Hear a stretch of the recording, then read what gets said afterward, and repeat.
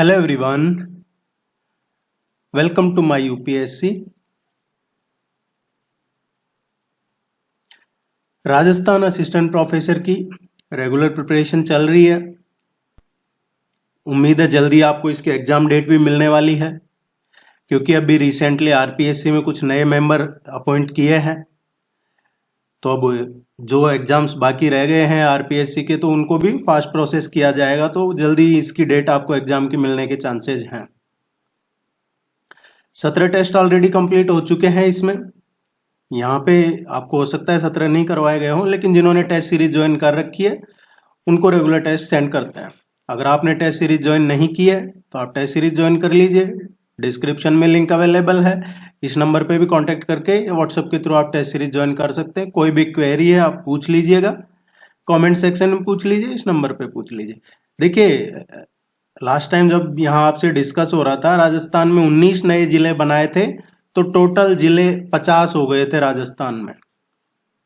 अब फिर से मुख्यमंत्री ने अनाउंस किया है 3 और नए जिले बनाने का, तो राजस्थान में अब टोटल जो जिले हैं वो 53 हो चुके हैं। 53 जिले हो गए हैं राजस्थान में। 3 नए कौन से जिले बने हैं? 3 नए जिले बने हैं। देखिए, पहले एक जिला बनाया था डीडवाना कुचामन, नागौर में पड़ता है कुचामन सिटी और डीडवाना, ये दोनों ही नागौर जिले में आते थे पहले। तो नागौर से कुचामन और डीडवाना एक नया जिला बनाया था। अब कुचामन और डीडवाना में से कुचामन को एक और नया जिला बना दिया है। तो एक तो कुचामन सिटी नया जिला हो गया है। दूसरा एक बनाया है कि केकड़ी को नया जिला बनाया था। अब केकड़ी के पास में ही है मालपुरा, केकड़ी और शाहपुरा, ये एक ही रो में है। मालपुरा है, मालपुरा से आगे जाएंगे तो आपको केकड़ी, और केकड़ी से आगे जाएंगे तो शाहपुरा। तो पहले शाहपुरा जो भीलवाड़ा में आता था उसको नया जिला बना दिया था, केकड़ी जो अजमेर में आता था इसको नया जिला बना दिया था, अब मालपुरा को भी नया जिला बना दिया है।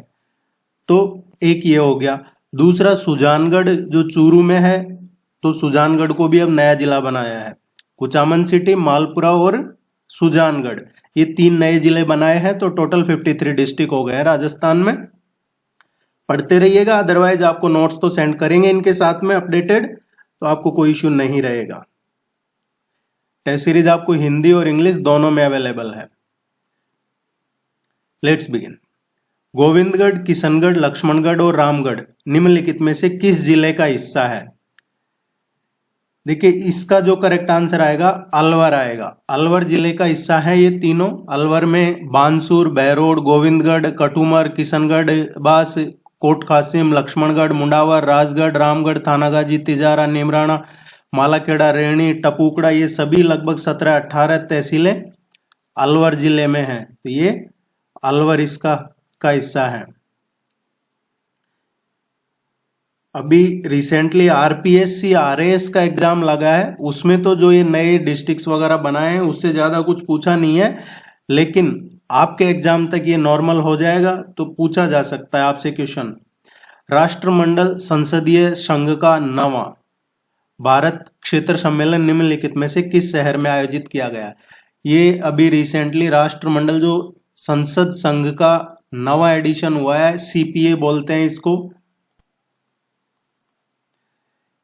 ये कहां पे हुआ है? ये उदयपुर में हुआ है।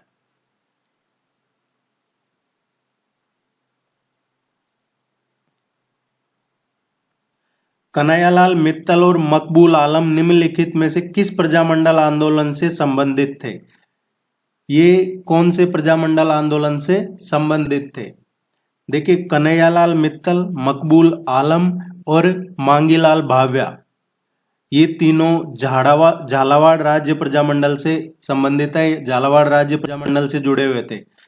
झालावाड़ राज्य प्रजामंडल की स्थापना कब हुई है? 1946 में, 25 नवंबर 1946 को झालावाड़ राज्य प्रजामंडल की स्थापना की गई थी, और इसके अध्यक्ष कौन थे? मांगीलाल भाव्या इसके अध्यक्ष थे। और इसकी जो पहली बैठक हुई थी वो पूछ लिया जाता है कई बार, वो 1947 में हुई थी पहली बैठक इसकी।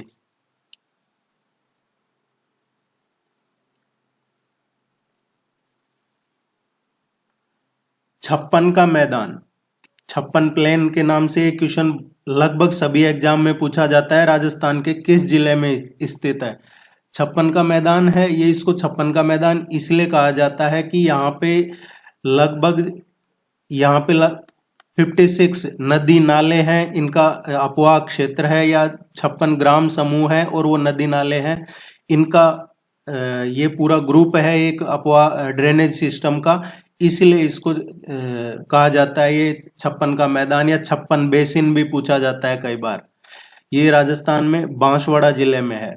बांसवाड़ा, डूंगरपुर और प्रतापगढ़ के बीच में जो माही बेसिन है, बांसवाड़ा, डूंगरपुर और प्रतापगढ़, ये यहाँ पे माही बेसिन है, माही नदी बेसिन, इसी में ये 56 नदी नालों का यह प्रवाह क्षेत्र है, इसीलिए इसको 56 का मैदान, 56 का बेसिन कहा जाता है। बांसवाड़ा जिले में है। मनोहर थाना किला कहां पर स्थित है? मनोहर थाना किला है ये, इसका पूछ लिया जाता है कई बार कि ये कौन सी नदियों का जहां कन्फ्लुएंस है, कौन दो नदियां मिलती है वहां पे कौन सी दो नदियों का भी पूछ लिया जाता है।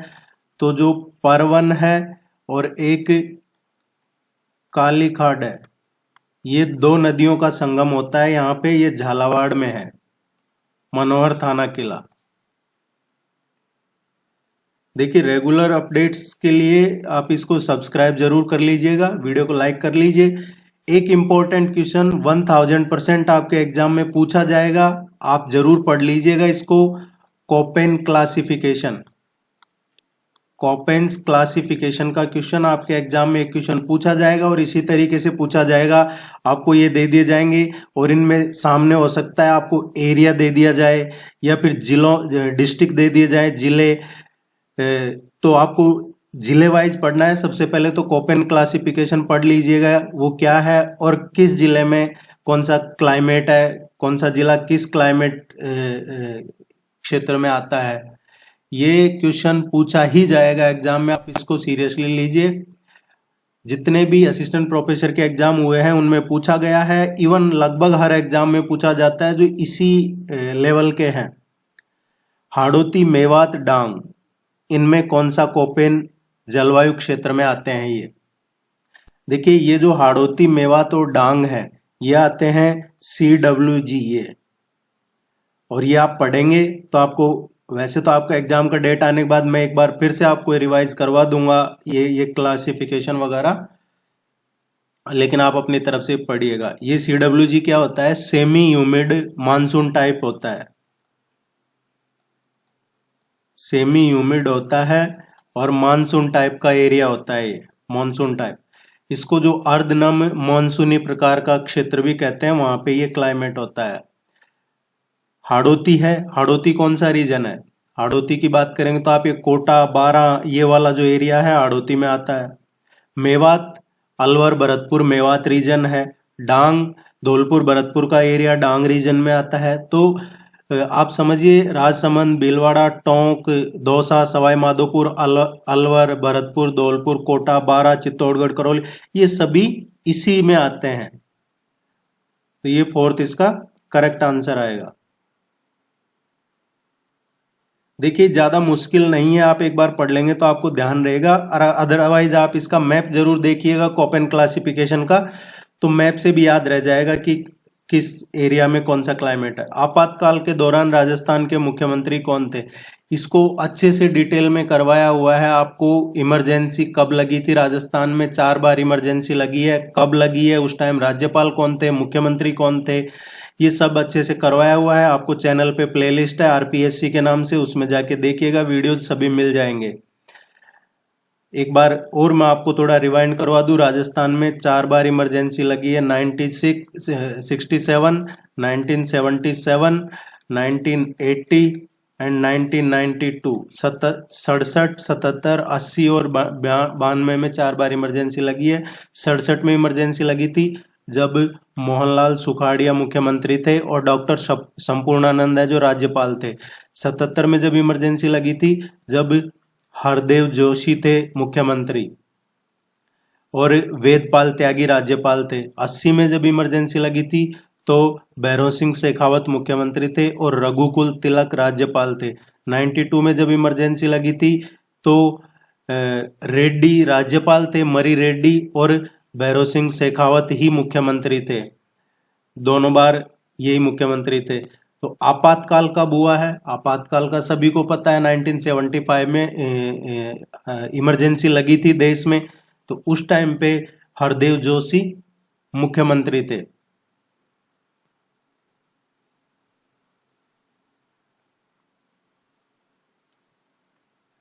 भारत में पहली बार राष्ट्रीय अश्व अनुसंधान केंद्र बीकानेर के वैज्ञानिकों ने भ्रूण प्रत्यारोपण विधि से जन्मी घोड़ी के बच्चे का क्या नाम रखा है? ये करंट अफेयर्स का क्वेश्चन है। इस तरीके के क्वेश्चन पूछे जाते हैं एग्जाम में, इनको पढ़ते रहिएगा आप रेगुलर। पहला तो ये इंपॉर्टेंट इसलिए हो जाता है क्योंकि ये इंडिया में पहली बार ऐसा हुआ है, भारत में पहली बार। तो जो फर्स्ट या कोई टॉप है उसका पूछा जाता है क्वेश्चन आपके एग्जाम में, और इसमें जो टेक्निक है वो भी डिफरेंट तरीके की है, और इसका नाम रखा है राज हिमानी। इसके पीछे लॉजिक है, आप पढ़िएगा। इसमें बीकानेर भी याद रखना आपको। गिलुंड और भगवानपुरा किस सभ्यता से हैं? देखिए, एक तो जो सिविलाइजेशन है कालीबंगा और आहड़ सिविलाइजेशन, इन दोनों से एक क्वेश्चन जरूर पूछा जाता है। अब इनमें कौन सी सिटीज हैं ये आप देखिएगा जरूर इसमें, या फिर जो एक और है बेडच, ये आयड बेडच का, वो भी पूछा जाता है। इस क्वेश्चन का जो करेक्ट आंसर आएगा, ये गिलुंड और भगवानपुरा दोनों ही आहड़ सभ्यता से संबंधित है। गिलुंड से है ये जो राजसमंद जिले में बनास नदी के तट पे है, ये ताम्र युग की सभ्यता है। और आहड़ है, ये आहड़ उदयपुर में है, मेवाड़ रीजन में। आहड़ रिवर भी है, आहड़ बेड़च नदी है, उसके तट पे है ये। और इस नदी को जो ये है आहड़, इसको पहले ताम्रवती भी कहा जाता था, और लोकली अभी प्रेजेंट में इसको है जो धूलकोट के नाम से भी जानते हैं। तो ये दो जो सिविलाइजेशन है ये जरूर पढ़ लीजिएगा आप, इनके बारे में पूछा जाता है। इवन ये भी पूछ लिया जाता है कई बार कि क्या मिला था, कौन सी खेती करने के सबूत मिले थे, या किस तरीके के जानवर होने के प्रमाण थे वहां पे, कौन से एनिमल्स को वो उस दौर में थे। निम्नलिखित में से कौन सा युग में गलत सुमेलित है, इनकरेक्ट मैचिंग कौन सी है, ये पूछा गया है। मल्लीनाथ जी गागरोण, देखिए मल्लीनाथ जी हैं, ये लोक देवता हैं, और इनका जन्म 1395 में तिलवाड़ा में हुआ था। तिलवाड़ा बाड़मेर में है। और जो गागरोण दे रखा है, गागरोण कहाँ पे है? गागरोण फोर्ट का नाम आपने सुना होगा, गागरोण का किला, गागरोण फोर्ट, ये झालावाड़ जिले में है। गागरोण फोर्ट झालावाड़ में है, जहां पे काली सिंध और आहू नदी, ये दो रिवर मिलती है, ये वहीं पे ये गागरोण फोर्ट। तो पहला ही गलत है। रामदेव जी रामदेवरा, देखिए पोखरण जैसलमेर में ये रामदेवरा का है, ये तो सही है। पाबूजी कोल्लू, कोल्लू ये गांव है जिसे कोल्लू पाबूजी भी कहते हैं, और अभी प्रेजेंट में कहाँ है ये? फलोदी में, और फलोदी नया जिला बन गया है। फलोदी नया जिला बनाया है और इसमें है ये। तो ये पूछ लिया जाता है कई बार, पहले ये फलोदी में नहीं, जिला नहीं था। और फलोदी किसके लिए फेमस है? नमक नगरी के नाम से जानते हैं फलोदी को, नमक उद्योग के लिए फेमस है, और भारत के जो सबसे गर्म स्थान है, हॉट प्लेसेस, उनमें से फलोदी का भी नाम आता है उनमें। तो ये भी करेक्ट है। तेजाजी खरनाल, खरनाल कहाँ है? देखिए ये खरनाल है, नागौर जिले में है तेजाजी का, नागौर जिले में खरनाल है, वहां पे तेजाजी का जन्म स्थान है। ये तीनों सही है, पहला ही इनकरेक्ट है। ये सभी लोक देवता है राजस्थान में, और भी मध्य प्रदेश, गुजरात, इनमें भी इनको पूजा जाता है। अग्रवाल समाज की स्थिति का जायजा लेने के लिए अक्टूबर 2023 को राजस्थान सरकार द्वारा किस बोर्ड का गठन किया गया है? जितने पिछले 10, 15, 20 साल में बोर्ड नहीं बनाए हैं उतने बोर्ड अभी रिसेंटली मुख्यमंत्री जी ने बना दिए हैं। अब इसका पब्लिक सेवा हो सकती है, या फिर जो कई बार क्या होता है, सभी एमएलएज को मंत्री तो बना नहीं सकते, तो फिर उनको किसी बोर्ड का अध्यक्ष बना दिया जाता है। इस तरीके से सबको सेटिस्फाई किया जाता है। अग्रवाल समाज के लिए जो बनाया है अभी रिसेंटली राजस्थान गवर्नमेंट ने, ये राजस्थान राज्य अग्रसेन कल्याण बोर्ड बनाया है 4 अक्टूबर 2023 को। अभी नए 8 कल्याण बोर्ड बनाए हैं, ये नए 8 बोर्ड बनाए हैं, इनको मंजूरी मिल चुकी है रिसेंटली। और इनमें राजस्थान राज्य राजा बली कल्याण बोर्ड है, वाल्मीकि कल्याण बोर्ड है, मेघवाल कल्याण बोर्ड है, पुजारी कल्याण बोर्ड है, इसके अलावा है जो केवट कल्याण बोर्ड है, जाटव कल्याण बोर्ड है, धानका कल्याण बोर्ड है, कायस्थ कल्याण बोर्ड है। इस तरीके के बनाए हैं। जितना पिछले 1 साल में राजस्थान में काम हुआ है उतना अगर 5 साल में हो गया होता तो राजस्थान में काफी बेरोजगारी कम हो गई होती और भी कई चीजों में इम्प्रूव होता, क्योंकि पिछले 1 साल में काफी अच्छा काम किया है। बाकी 4 साल का सब पता है लोगों को। गौरी नृत्य किस जनजाति से संबंधित है? गौरी नृत्य है, ये कब होता है? सावन भादो जो मंथ आता है, सावन भादो माह, उसमें ये किया जाता है। और गौरी नृत्य है भील जनजाति से संबंधित है। भील जनजाति का ये प्रसिद्ध नृत्य है गौरी नृत्य। देखिए जो ट्राइबल डांस है उनका एक क्वेश्चन एग्जाम में पूछा जाता है, तो आप जरूर इनको पढ़िएगा। Specially Bhil tribe, Garasia tribes, इनके क्वेश्चन पूछे जाते हैं एग्जाम में। तो इनकी जो डांस फॉर्म है पढ़ लीजिएगा, ये करवाए गए हुए हैं आपको पहले। राजस्थान में कालाकूटा, लीलवानी, नारदिया, तिम्मामोरी किस खनिज के उत्पादक क्षेत्र हैं? तो ये जो कालाकूटा, लीलवानी, नारदिया, तिम्मामोरी हैं, ये मैंगनीज के उत्पादक क्षेत्र हैं। कई बार आपको इनमें से 2 दे के भी पूछ लिया जाएगा, 3 दे के भी पूछ लिया जाएगा, तो ये आप अच्छे से याद कर लीजिएगा। लिलवाना, तलवाड़ा, इसके अलावा सागवा है, तामेसर है, कालाकूटा है, ये सभी बांसवाड़ा में है। बांसवाड़ा जिले में है, ये सभी मैंगनीज के उत्पादक क्षेत्र हैं। इसके अलावा उदयपुर में भी है कुछ। उदयपुर में कौन से हैं? जैसे देबारी हो गया, स्वरूपपुरा है, नेगाड़िया है, ये उदयपुर में है। तो ये सभी मैंगनीज उत्पादक क्षेत्र हैं।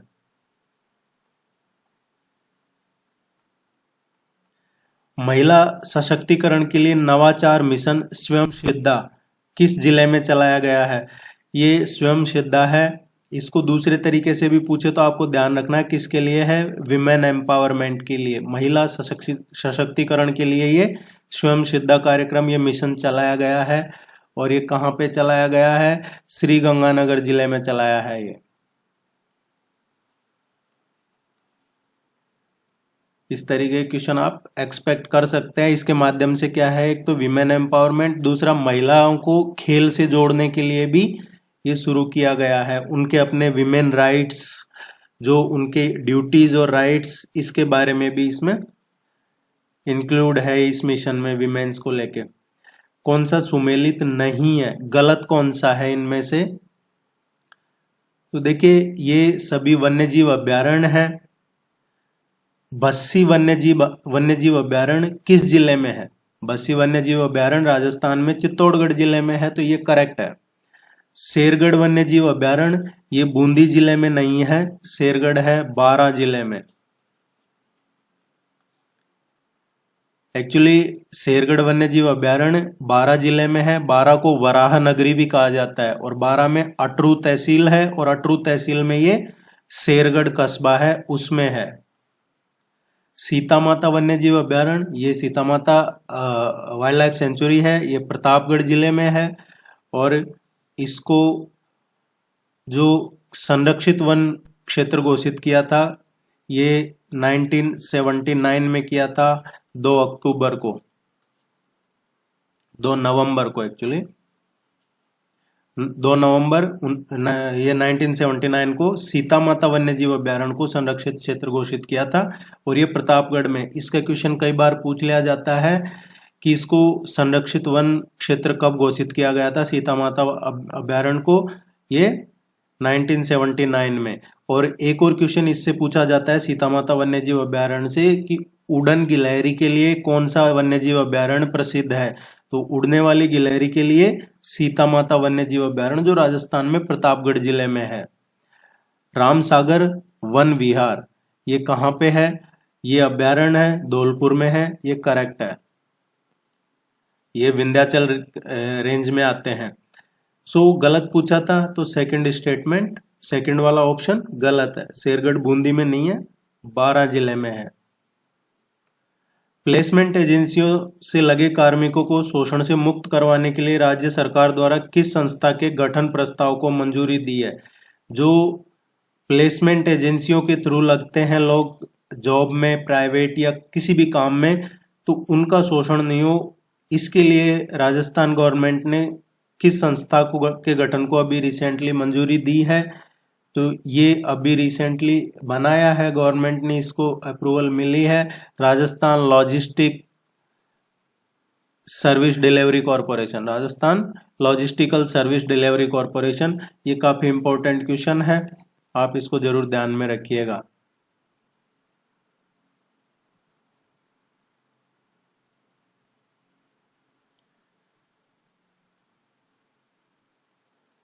आपकी रेगुलरिटी बनी रहेगी, आप टेस्ट सीरीज जरूर ज्वाइन कर लीजिएगा। राजस्थानी भाषा साहित्य एवं संस्कृति अकादमी के द्वारा वर्ष 2023-24 के लिए सूर्यमल मिश्रण शिखर पुरस्कार किसे दिया जाएगा, ये भी दिया गया है, सूर्यमल मिश्रण का अनाउंस हुआ है। ये पुरस्कार कुदरत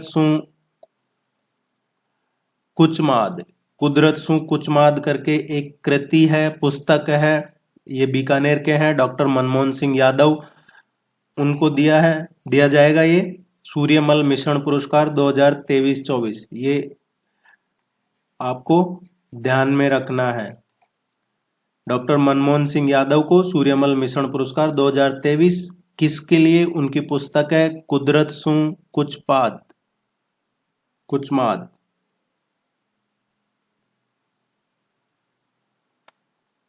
जयपुर लिटरेचर फेस्टिवल 2024 के 70वें संस्करण का आयोजन कब किया जाएगा। ये 17th एडिशन जो जयपुर लिटरेचर फेस्टिवल है, इसका होगा 2024 में, और ये 1 से और 5 फेब 2024 के बीच में होगा। जयपुर लिटरेचर फेस्टिवल ये काफी फेमस रहता है, इसकी शुरुआत हुई थी 2006 से,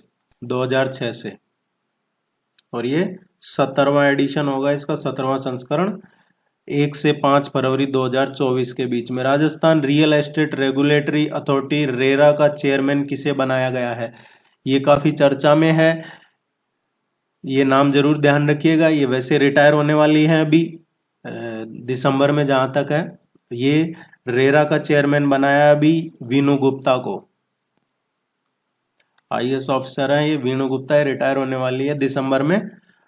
और अभी इनको जो एडिशनल चीफ सेक्रेटरी थी शायद ये अभी राजस्थान में, MSME में थी ये एडिशनल चीफ सेक्रेटरी, अब इनको रेरा में बनाया है। देश का पहला कुर्जा कंजर्वेशन, ये कुर्जा पक्षी है, मेहमान पक्षी बोलते हैं इसको, कुर्जा मेहमान। देश का पहला कुर्जा कंजर्वेशन रिजर्व किस स्थान पर बनाया गया है, ये काफी इंपॉर्टेंट है सभी। खीचन में बनाया है, ये फलोदी में आता है खीचन गांव, यहाँ पे बनाया जाएगा, ये बना है, लगभग बन गया है ये, तो सी इसका करेक्ट आंसर है।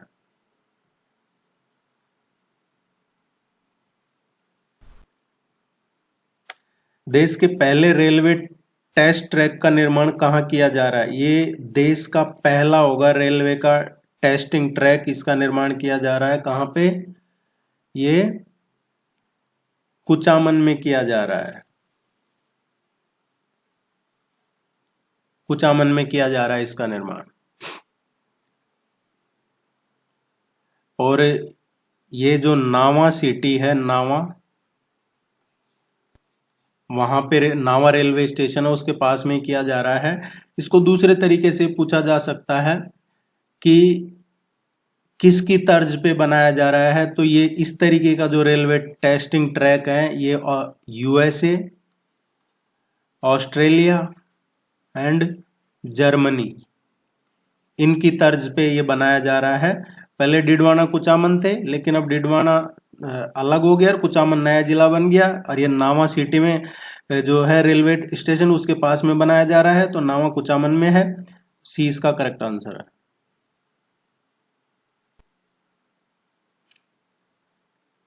एशियन गेम्स 2023 के घुड़सवारी ड्रेसेज स्पर्धा में किस खिलाड़ी की टीम ने स्वर्ण पदक जीता है? ये घुड़सवारी में ये स्वर्ण पदक जीता है, ये आपको ध्यान रखना है।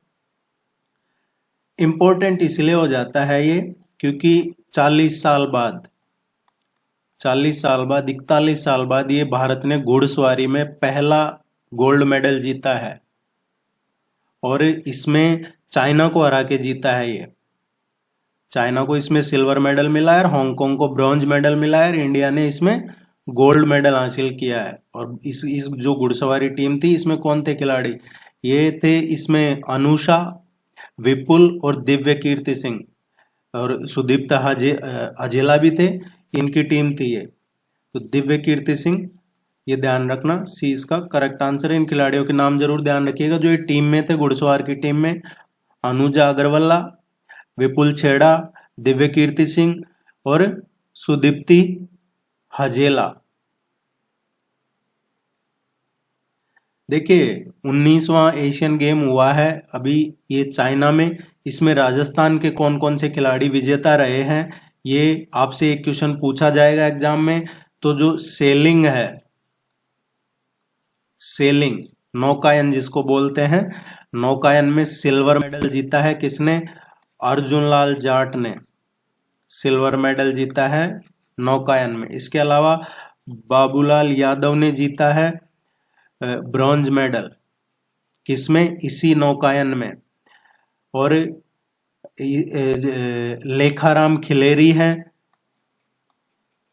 लेखाराम खिलेरी, उन्होंने भी ब्रॉन्ज मेडल जीता है इसी सेलिंग में। इन 3 खिलाड़ियों ने मेडल जीता है।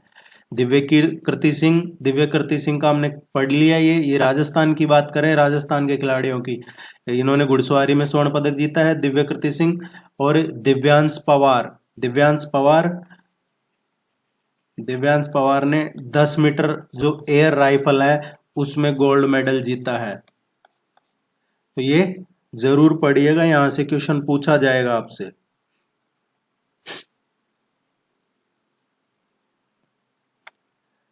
हाल ही में वुड बर्निंग पेंटिंग बनाने वाली यंग आर्टिस्ट पूजा पुरी गोस्वामी का संबंध राजस्थान के किस जिले से है? ये काफी चर्चा में है ये पेंटिंग। तो ये किस जिले से है राजस्थान में? इसका जो करेक्ट आंसर आएगा, ए आएगा, जयपुर। सोल्डरिंग आयरन से इन्होंने लकड़ी को जला के ये पोर्ट्रेट बनाने की कला है, इसको कहते हैं would burning.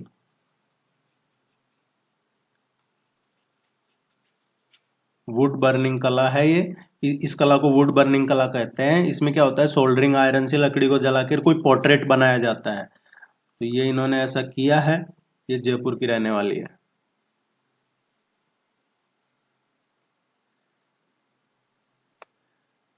Nihal Chand painting के किस स्कूल से जुड़े हुए हैं? देखिए राजस्थान की पेंटिंग का एक क्वेश्चन पूछा जाता है एग्जाम में। तो किशनगढ़ पेंटिंग हो गई, मेवाड़ पेंटिंग, इस तरीके के क्वेश्चन जो हैं वो पूछे जाते हैं आपके एग्जाम में। और जो मास्टर है चित्रकार निहाल चंद, उन्होंने 1748 से और 57 तक किशनगढ़ के उत्तराधिकारी जो शासक थे सावंत सिंह, इनको दिया जाता है ये इस किशनगढ़ पेंटिंग का श्रेय। जो मोर ध्वज निहाल चंद माने जाते हैं इसके प्रमुख, जो किशनगढ़ शैली है उसके। और राजस्थान की मोनालिसा जिसको कहा जाता है, पेंटिंग कौन सी है, बनी ठनी पेंटिंग। ये सभी किशनगढ़ स्कूल ऑफ पेंटिंग से जुड़े हुए हैं। तो किशनगढ़ स्कूल पेंटिंग का ध्यान रखना आपको। इसमें सावंत सिंह, निहाल चंद और बनी ठनी, ये पूछा जाता है अक्सर ये क्वेश्चन, बनी ठनी किस पेंटिंग से है, तो किशनगढ़।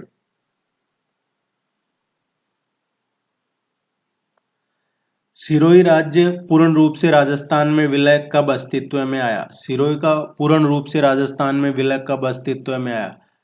देखिए, सिरोही का सबसे पहले तो जब छठा चरण हुआ था, ये सारे इंटीग्रेशन ऑफ राजस्थान हम पढ़ चुके हैं, तो आप चैनल पे जरूर देख लीजिएगा इनको। सातों चरण पढ़ाए गए हैं जिस राजस्थान के एकीकरण के। जो 6th स्टेज था 26 जनवरी 1950 को, जब भारत का संविधान लागू हुआ था 26 जनवरी 1950 को, तो सिरोही रियासत का भी जो विलय है वो ग्रेटर राजस्थान में कर दिया था। और इस विलय को भी औपचारिकता माना जाता है, क्योंकि यहाँ भी भारत सरकार का नियंत्रण पहले से ही था। दरअसल राजस्थान के एकीकरण की प्रक्रिया पहले से ही चल रही थी, और जब सिरोही रियासत के शासक थे वो नाबालिग थे। इसी वजह से सिरोही रियासत का कामकाज है जो दोवागढ़ की महारानी थी उनकी अध्यक्षता में एजेंसी काउंसिल देख रही थी, और जिसका गठन है जो भारत के सत्ता हस्तांतरण के लिए किया गया था। सिरोही रियासत के है जो इसमें एक हिस्से को आबू देलवाड़ा को लेके विवाद चल रहा था, और उसी के कारण इस चरण में आबू देलवाड़ा तहसील को मुंबई और शेष रियासत को राजस्थान में मिला दिया गया था। तो आपको ध्यान रखना है, माउंट आबू और जो देलवाड़ा है उसको मुंबई में मिला दिया गया था, क्योंकि सरदार पटेल का रोल था उसमें, तो उन्होंने उसको मुंबई में मिला दिया गया था। और पंडित नेहरू हैं, बाद में उनको दखल देना पड़ा जब ये फिर 7वें चरण में, क्योंकि राजस्थान के कुछ जो पॉलिटिशियन थे, लीडर थे, उन्होंने पंडित नेहरू को ये लेटर लिखे। उसके बाद आबू देलवाड़ा को भी राजस्थान में मिलाया गया, और आबू देलवाड़ा को कब मिलाया? 7th स्टेज में, 7वें चरण में 1 नवंबर 1956 को। इसमें आंदोलन वगैरह हुए थे, तो पूर्ण रूप से 1 नवंबर 1956 को मिलाया था। 20 का करेक्ट आंसर है सेकंड वन। देखिए, आप चैनल को सब्सक्राइब कर लीजिए, कोई क्वेरी है पूछ लीजिएगा, टेस्ट सीरीज ज्वाइन कर लीजिए, आपको टेस्ट नोट्स ये सब मिलते रहेंगे। और भी कोई बात हो तो डिस्कस कर सकते हैं। Thank you very much, all the very best, good luck.